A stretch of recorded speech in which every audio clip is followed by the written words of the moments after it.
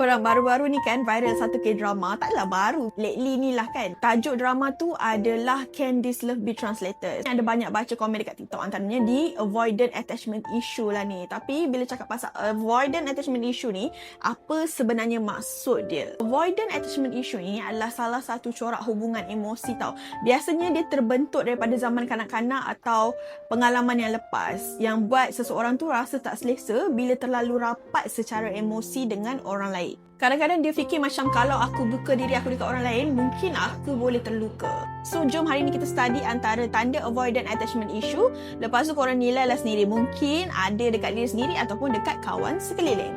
First sekali, korang menjauh bila kawan atau family terlalu caring. Bukan sebab tak suka mereka ni, tapi bila seseorang terlalu ambil berat, korang rasa macam kena balas balik. Kena giving the same vibe. Macam tu. Dan benda tu terasa berat. Dalam attachment issue, orang avoidant ni dia cepat anggap closeness sebagai tekanan, bukan sebagai sokongan.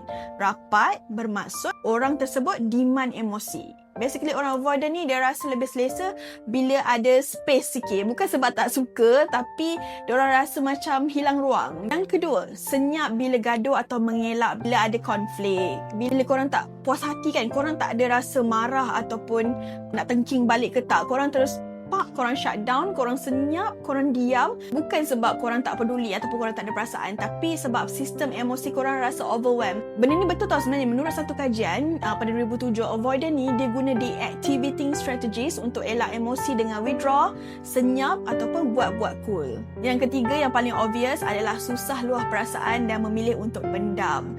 Basically, orang avoidant ni dia susah nak kongsi masalah dengan orang rapat tau. Dia stres ke, dia sedih ke, dia kecewa ke, dia memilih untuk pendam. Sebab meluah perasaan tu dia rasa sangat vulnerable tau. APA Dictionary of Psychology terangkan yang avoidant individual ni lebih cenderung suppress feeling daripada express feeling. Mungkin dulu korang pernah ada experience yang bila korang luah tapi orang buat tak kisah. Jadi sekarang korang sangat berhati-hati dan korang pilih untuk simpan semua sendiri. Dan sebenarnya kan ramai je orang ada avoidant tendencies ni. Especially kalau daripada kecil orang tu dah biasa pendam sendiri, buat semua sendiri dan rasa macam tak ada ruang selamat untuk express feeling.